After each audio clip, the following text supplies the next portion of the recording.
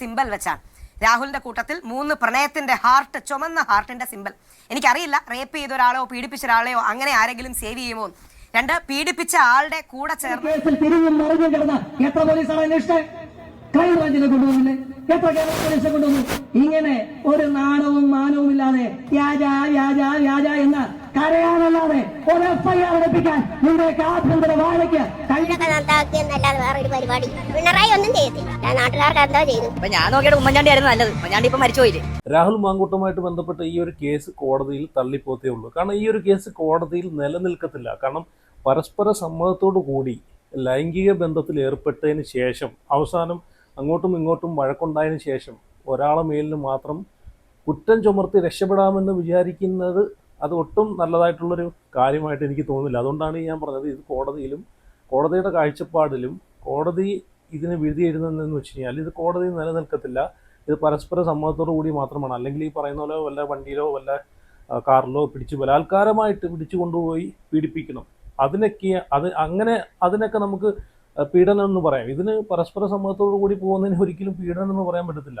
ഇപ്പം ഇതിലൂടെ ഒരു കാര്യം മനസ്സിലാക്കാം. ഈ കേരള രാഷ്ട്രീയത്തിൽ വളർന്നു വരുന്ന യുവാക്കളായിട്ടുള്ള ചെറുപ്പക്കാർ കേരള രാഷ്ട്രീയത്തിലേക്ക് ഇറങ്ങരുത് എന്നുള്ളൊരു പാഠം കൂടിയാണ് ഇതിലേക്കും ഇതുകൊണ്ട് മനസ്സിലാക്കേണ്ടത്. കാരണം ഇനിയിപ്പോൾ നോക്കിക്കോട്ടോ, രാഹുൽ കഴിഞ്ഞിട്ട് അടുത്തത് ഷാഫി പറമ്പിലായിരിക്കും. ഇതുപോലെയുള്ള ഇപ്പം വളർന്നു വരുന്ന യുവാക്കളെ അടിച്ചു നിരത്തുക, അതാണ് ഈ ഭരണപക്ഷത്താണെങ്കിലും ഈ പ്രതിപക്ഷത്താണെങ്കിലും ഇരിക്കുന്ന ആൾക്കാരുടെ അജണ്ട എന്ന് വെച്ച് കഴിഞ്ഞാൽ ഇവരെ രണ്ടുപേരെയും ഈ 2 പാർട്ടികളുടെയും മെയിൻ അജണ്ട എന്ന് വെച്ച് കഴിഞ്ഞാൽ യുവാക്കളായിട്ടുള്ള ചെറുപ്പക്കാർ അവർ വളർന്നു വരരുത്, അവരെ അടിച്ചില്ലാതാക്കണം.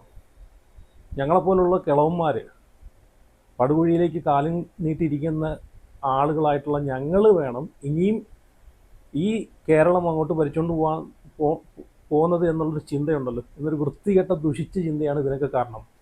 അതുകൊണ്ടാണ് വളർന്നു വരുന്ന ചെറുപ്പക്കാരെയൊക്കെ ഇതുപോലെ മുളയിലേ നുള്ളി കളയാൻ വേണ്ടിയിട്ട് പെണ്ണ് കേസും കാര്യങ്ങളൊക്കെ കൊണ്ടിടുന്നത്. അത് വേറൊരു സത്യമാണ്. ആ ഒരു പറഞ്ഞത് ഞാൻ ഒരു സത്യമായിട്ടുള്ള കാര്യമാണ് പറഞ്ഞത്. ഇനി പ്രതിപക്ഷമാണെങ്കിലും ഭരണപക്ഷമാണെങ്കിലും ഈ 2 പാർട്ടിയിലുള്ള മൂക്കിൽ പല്ല് മുളച്ചിരിക്കുന്ന കുറേ നേതാക്കളുണ്ടല്ലോ, ഇവരെയൊക്കെ മോഹം എന്ന് വെച്ച് കഴിഞ്ഞാൽ എൻ്റെ കസേര, ഞാനിരിക്കുന്ന കസേര ഞാൻ തന്നെ ഇരിക്കണം എന്നുള്ളൊരു ചിന്തയാണ്. അതുകൊണ്ടൊക്കെയാണ് ഈ രാഹുൽ മാങ്കൂട്ടത്തിനെ പോലെയുള്ള ആളുകൾ ഇത്രയും സമൂഹത്തിൽ ഇത്രയും വേദനകളും യാതനകളും അപമാനവും സഹിക്കേണ്ടി വരുന്നത്.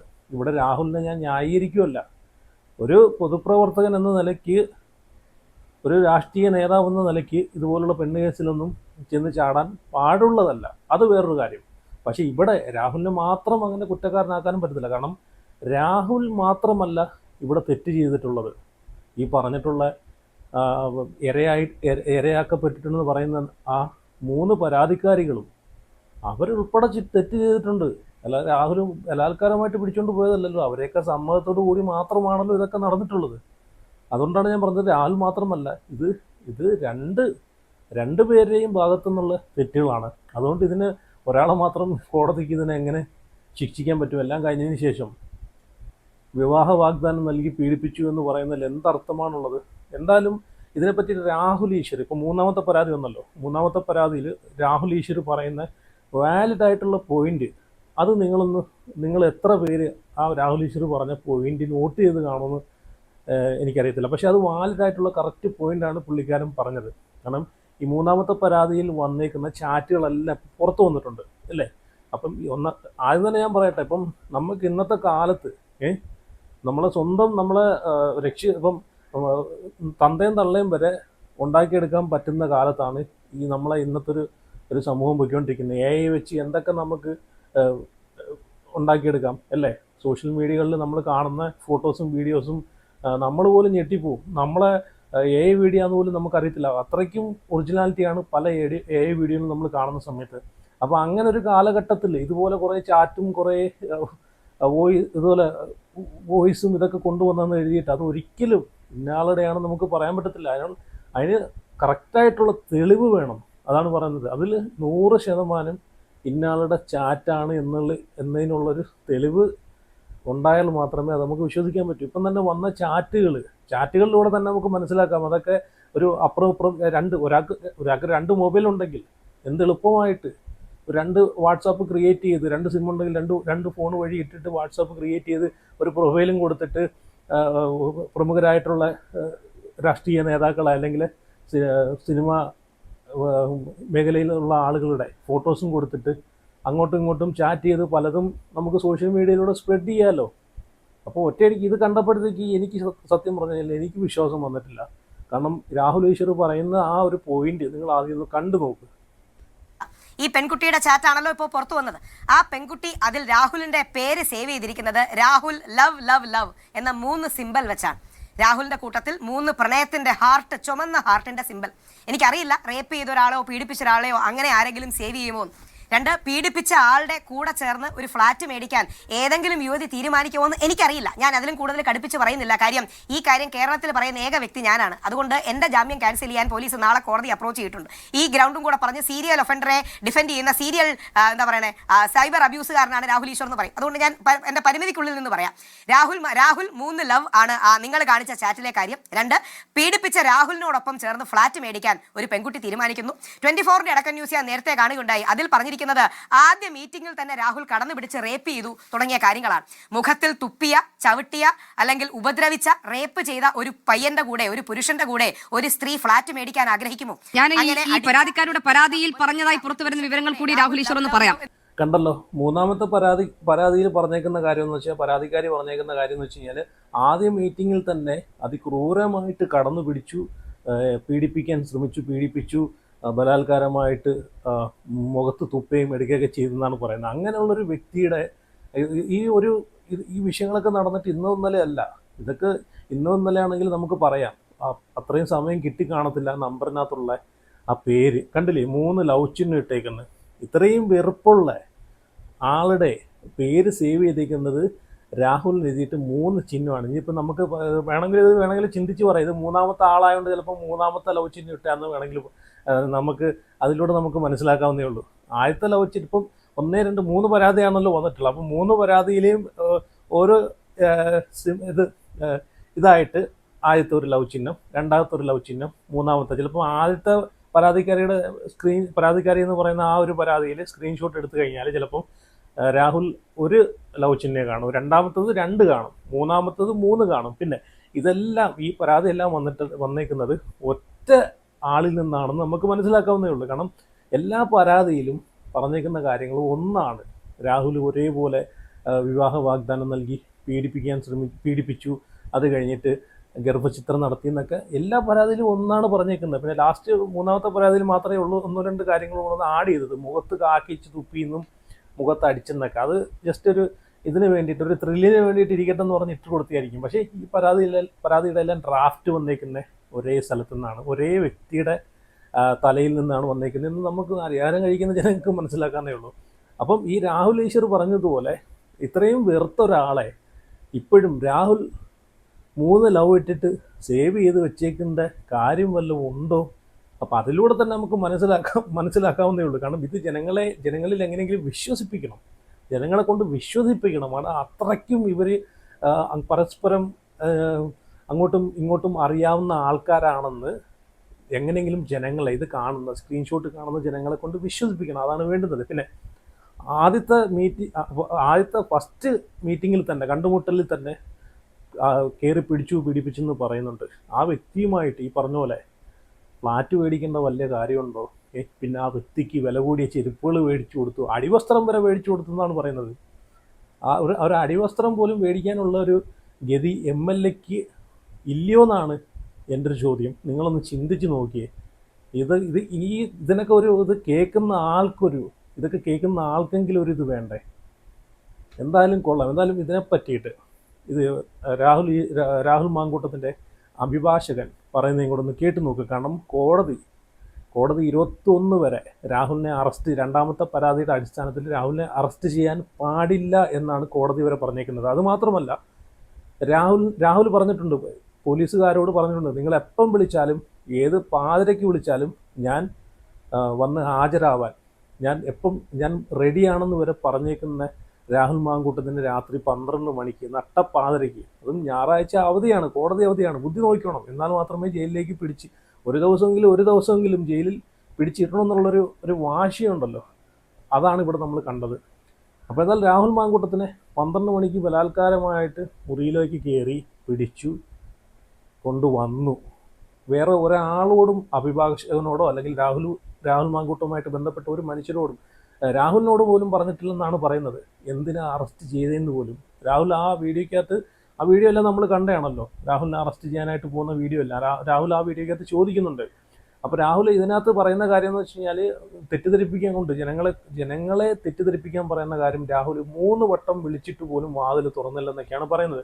ആ വീഡിയോയിൽ വ്യക്തമായിട്ട് നമുക്ക് കാണാൻ പറ്റും രാഹുൽ ഡോറ് തുറക്കുന്നതും എന്തിനാ സാറേ അറസ്റ്റ് ഉണ്ടെന്ന് ചോദിക്കുന്ന സമയത്ത് എന്തിനാ സാറേ അറസ്റ്റ് എന്ന് ചോദിക്കുന്ന സമയത്ത് ഒന്നും പറയാതെ രാഹുലിനെ കൊണ്ടുപോകുന്നത് നമുക്ക് ആ വ്യക്തമായിട്ട് ആ വീഡിയോക്കകത്ത് കാണാവുന്നതാണ്. അപ്പോൾ എന്തായാലും ഇതിനെ പറ്റിയിട്ട് രാഹുലിൻ്റെ അഭിഭാഷകൻ പറയുന്നതും കൂടെ നിങ്ങളൊന്ന് കേട്ടു നോക്ക്. കാരണം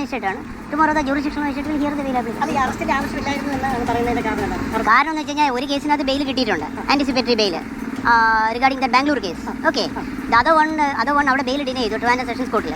അത് ഹൈക്കോർട്ടിൽ അത് അറസ്റ്റ് തടഞ്ഞിട്ടുണ്ട്. ബെയിൽ കിട്ടിയ കേസിനകത്തും അറസ്റ്റ് തടഞ്ഞ കേസിനകത്ത് ഈ under the jurisdiction supervision of the police. അപ്പോൾ മറ്റേതിനകത്ത് കണ്ടീഷൻസ് ഉണ്ട്. ഏത് പോലീസിന് മുമ്പ് ഹാജരാവണമെന്നുള്ള കണ്ടീഷൻസ് ഉണ്ട്.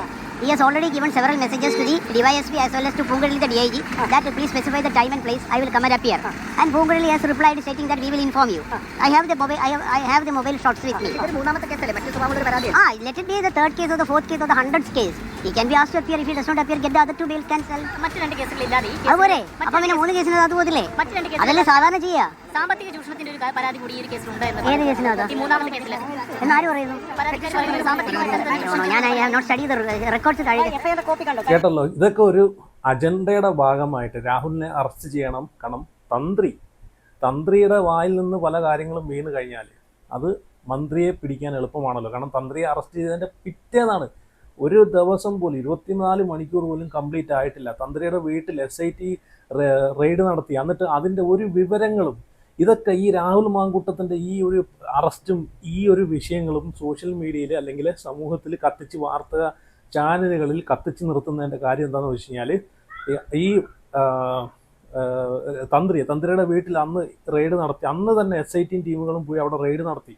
അന്ന് BJP അംഗങ്ങൾ വരെ അവിടെ വീട്ടിൽ പോയിട്ടുള്ള കാര്യങ്ങൾ നമ്മൾ കണ്ടതാണ് അല്ലേ, വാർത്തകളിൽ നമ്മൾ കണ്ടതാണ്.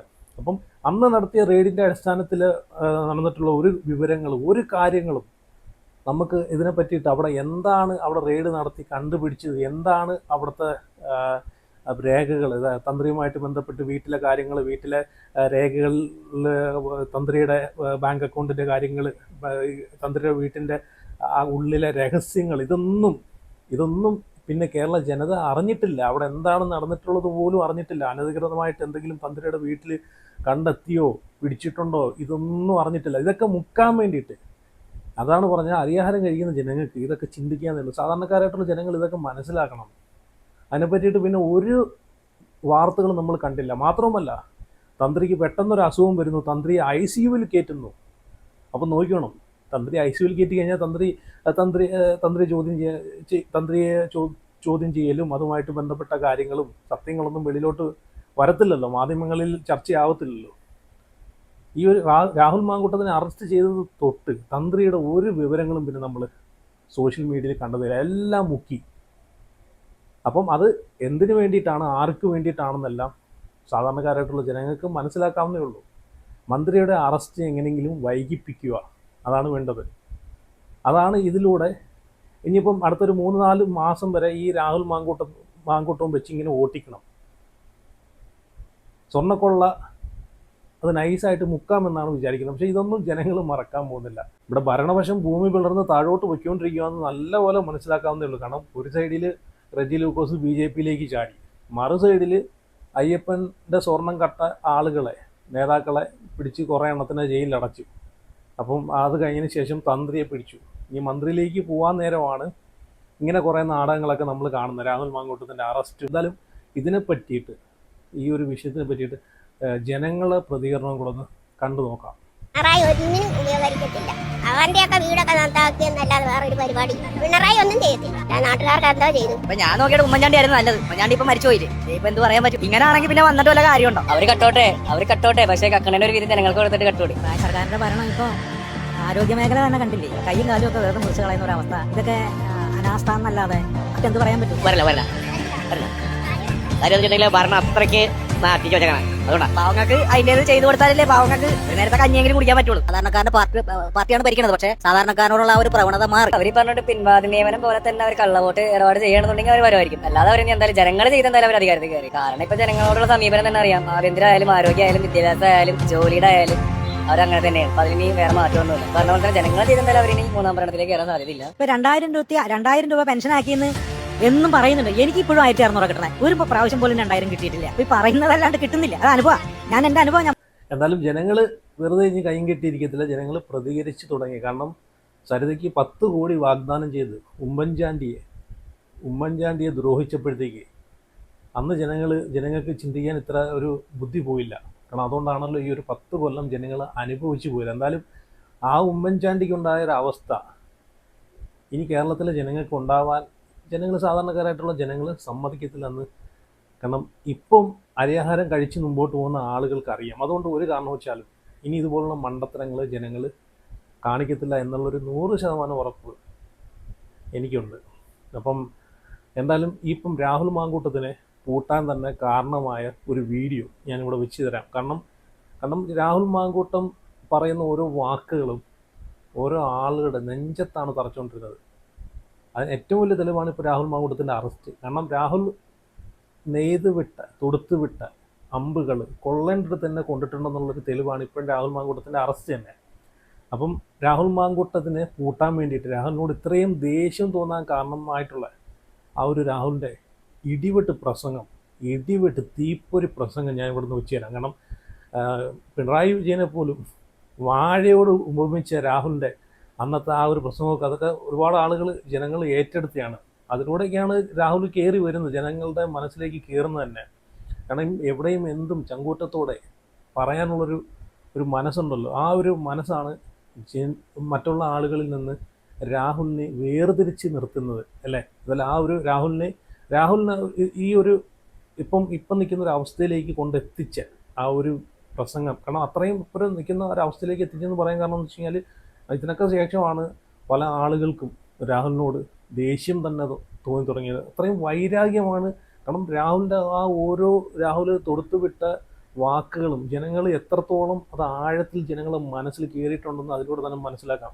കാരണം അതിലൂടെ തന്നെ ഇവരെയൊക്കെ തല അരിഞ്ഞു കളഞ്ഞെന്ന് വേണമെങ്കിൽ പറയാം. എന്തായാലും ആ ഒരു വീഡിയോ കൂടെ ഞാൻ ഇവിടെ വെച്ച് തരാം, കണ്ടുപോകും. എന്നെ പറ്റി പറഞ്ഞു, ഞാനത് കാര്യമാക്കുന്നില്ല.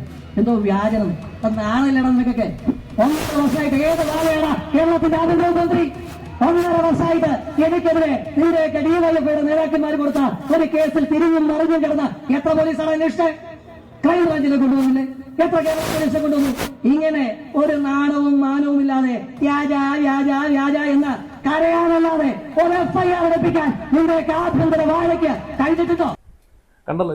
അതുകൊണ്ടാണ് രാഹുലിനെ അറസ്റ്റ് ചെയ്തതിന് ശേഷം നമ്മൾ കണ്ടതാണ് യുവമോർച്ചയുടെയും DFIയുടെയൊക്കെ പ്രതിഷേധങ്ങളൊക്കെ നമ്മൾ കണ്ടതാണ്. അപ്പം ഈ സ്വർണം കട്ട കള്ളന്മാർക്ക് പോലും ഇല്ലാത്ത പ്രതിഷേധങ്ങളാണ് ഇവിടെ രാഹുൽ മാങ്കൂട്ടത്തിനെതിരെ ഇവർ ചെയ്തിട്ടുള്ളത്. അതും പരസ്പര സമ്മതത്തോടു കൂടി ബന്ധത്തിലേർപ്പെട്ട ഒരു കേസിൽ ഇത്രയും പ്രതിഷേധങ്ങൾ നമ്മൾ കണ്ടതാണ്. ആ ഒരു പ്രതിഷേധത്തിനൊക്കെ കാരണം ഈ ഒരു വീഡിയോ ആണ്. രാഹുലിൻ്റെ ഇപ്പം ഞാൻ കാണിച്ച ആ ഒരു പ്രസംഗത്തിൻ്റെ ആ ഒരു അമ്പുണ്ടല്ലോ, അത് കൊള്ളേൻ്റെ അടുത്ത് കൊണ്ടേൻ്റെ രോക്ഷമാണ് ഇപ്പം നടന്നുകൊണ്ടിരിക്കുന്ന പ്രതിഷേധങ്ങളൊക്കെ.